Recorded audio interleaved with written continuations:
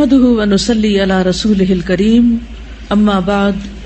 فاعوذ بالله من الشيطان الرجيم بسم الله الرحمن الرحيم رب اشرح لي صدري ويسر لي امري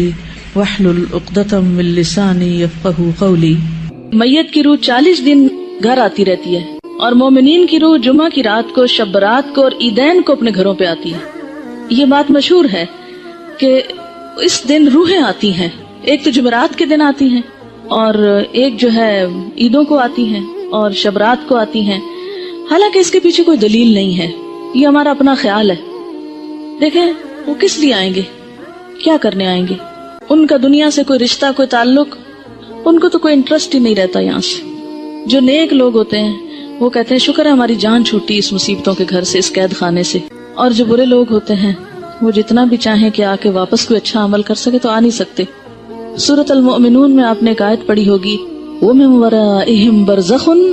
إِلَى يَوْمِ يُبْعَثُونَ، جو روح ایک دفعہ آگے چلی گئی ان کے پیچھے برزخ حائل ہو گیا، پردہ حائل ہو گیا۔ کب تک؟ إِلَى يَوْمِ يُبْعَثُونَ، اس دن تک جبکہ یہ بالکل ایسے جیسے بچہ پیدا ہونے کے بعد واپس نہیں ماں کے پیٹ میں جا سکتا، ایسے ہی دنیا سے جانے کے بعد انسان دنیا میں نہیں آ سکتا، اتنا ہی محال ہے۔ جیسے بچے کی پیدائش میں ماں کو ایک تکلیف اٹھانی پڑتی ہے نا، تو مرتے وقت جب انسان کی روح نکلتی ہے تو خود اس کو یہی کرب سے گزرنا پڑتا ہے۔ تو روح بھی آپ دیکھیں کہ بہت سے وہ لوگوں کے مرتے وقت حالات سنے ہوں گے، پڑھے ہوں گے۔ ایک ڈاکٹر مودی شاید اس نے جب 120 لوگوں کے موت کے واقعات لکھے ہوئے ہیں، تو وہ تجربہ یہ بتاتے ہیں کہ جیسے ایک گیٹ کھلتا ہے اور اس میں ہم جا رہے ہیں، ٹریول کر رہے ہیں، آگے کو جا رہے ہیں، تو بات یہ ہے کہ جو آگے چلا جاتا ہے وَمِن وَرَائِهِمْ بَرْزَخ، پیچھے آڑ آ جاتی ہے، دروازہ بند کر دیا جاتا ہے، اب دنیا میں نہیں کوئی آتا، اور انہوں نے کرنے بھی کیا آنا ہے، اور کہیں سے ثابت بھی نہیں ہے قرآن سے کہ روحیں ہمارے گھروں میں واپس آ کے رہتی ہیں، ٹھیک ہے نا۔ اور آپ ذرا سوچیں تھوڑی دیر کے لیے کہ اگر آپ کو مرنے کے بعد آپ کے گھر میں بار بار آنے کی اجازت دی جائے تو آپ کا حال کیا ہوگا، بتائیے ذرا۔ آپ دیکھیں گے آپ کا سامان کسی کے پاس چلا گیا، آپ کی چیزیں کسی نے توڑ دی ہیں، آپ کی چیزیں کسی نے پھینک دی ہیں، خراب کر دی ہیں، تو آپ دیکھ دیکھ کے کیا کریں گے؟ ذرا سوچیں، اپنے آپ کے لیے سوچیں کہ آپ مرنے کے بعد پھر آئیں دنیا میں، اور عید کو بھی آتے ہیں اور شبرات پہ بھی آتے ہیں اور جمعرات کو بھی آتے ہیں اور 40ویں پہ بھی آتے ہیں، تو پھر آ کے آپ کیا کرتے ہیں، کیا کریں گے؟ آ کے کتنی حسرتیں ہوں گی نا۔ تو کیا آپ سمجھتے ہیں کہ اللہ تعالیٰ بندوں کو اس طرح حسرتوں میں مبتلا کرتا ہے کہ واپس بھیج کے، یعنی سارے تو عید کے کپڑے پہن کے کھڑے ہوں اور ہم دور کھڑے دیکھتے رہے ہیں کہ یہ عید منا رہے ہیں اور ان کو ہم بھول گئے، ہمیں یاد ہی نہیں کرتے اب یہ، اور پھر ہمارا دل چاہے گا کہ ہم کسی کو گلے ملیں، یہ جو آپس میں ہم بھی ملیں تو مل نہیں سکیں گے، اور پھر کسی کو دیکھ کے دل چاہے گا کہ اس سے بات کریں، بات ہی نہیں کر سکیں گے۔ تو یہ بات عقل کو بھی نہیں لگتی کہ کوئی مرنے کے بعد پھر دنیا میں آئے، اور پھر آئے بھی خاص اوکیزنز پہ جب لوگ خوشیاں منا رہے ہوں اور آپ مر کے آ کے ان کے سر پہ دیکھ رہے ہوں حسرت سے، کس قدر افسوسناک بات ہے۔ تو اور پھر یہ تو چلو ویسے ہم سوچ رہے ہیں نا کہ اگر ہو، if it is possible تو how does it look like، لیکن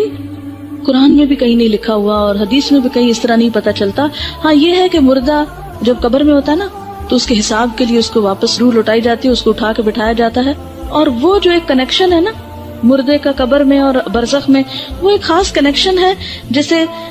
ہمارے پاس ایک ٹیلی فون ہے اور ایک کسی اور جگہ پر ہے تو وہ ایک خاص وائر کے ذریعے کنیکشن ہے، تو جسم اور روح کا ایک کمیونیکیشن کو ہو سکتا ہے آپس میں، لیکن وہ قبرستان کی حد تک ہو جائے تو ہو جائے، کیونکہ وہاں سزا جزا کا ایک کنسپٹ موجود ہے قبروں کے اندر، لیکن عام گھروں میں اور گھروں کے اندر آ کر، اور پھر یہ کہ کچھ روحیں بھٹکتی ہیں اور کچھ روحیں دوسروں کے اوپر مسلط ہو جاتی ہیں، اور یہ سب جنات ہوتے ہیں جن کو انسانی روحیں سمجھ کر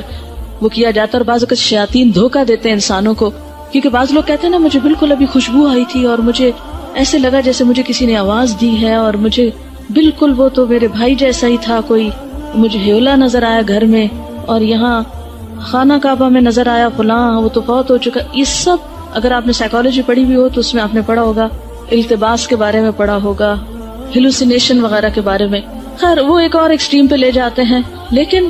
بیسیکلی یہ ہے کہ جو شیاطین ہوتے ہیں، جنات ہوتے ہیں، وہ بھی بعض اوقات انسان کو دھوکہ دیتے ہیں، ایسی باتیں ان کو بھٹکانے کے لیے، بہکانے کے لیے، ان کا عقیدہ خراب کرنے کے لیے، بگاڑنے کے لیے ان کو بھول بھلائیوں میں ڈالتے ہیں، ان شکلوں میں آ جاتے ہیں۔ ٹھیک ہے نا. تو جو چیز قرآن سنت سے ثابت نہیں بس اس پہ خاموشی اختیار کی جائے، نہ کہ اس کے آگے ایک نیا دین گھڑ لیا جائے اور پھر کھانے پکا لیے جائیں. اب دیکھیں مردہ خود تو وہ حلوہ کھا نہیں سکتا اور ہم اس کو خوش کرنے کے لیے حلوہ بنا رہے ہیں. اب مثلاً آپ کسی کے گھر میں جائیں اور وہ کہ ہم نے آپ کو خوش کرنے کے لیے یہ سب کچھ پکایا ہے اور کھانے نہ دیں آپ کو یا آپ کھا نہ سکیں اس کو، آپ کتنے خوش ہو کے لوٹیں گے. اچھا بعض لوگ ایک مغالطہ دیتے ہیں، وہ کہتے ہیں یہ جو آتا ہے نا تنزل الملائکۃ والروح فیہا باذن ربہم من کل امر سلام، کہ لیلۃ القدر میں روح اترتا ہے. تو اب آپ بتائیں کہ اس روح سے مراد کون سا ہے؟ اگر اس روح سے مراد مرے ہوئے لوگوں کی روح ہے تو پھر ان آیتوں کے بارے میں کیا کہیں گے؟ نزل بہ الروح الامین. روح سے مراد کیا ہے قرآن پاک میں؟ جبرائیل علیہ السلام کے لیے لفظ استعمال ہوا ہے، اذ ایدتک بروح القدس قل نزلہ روح القدس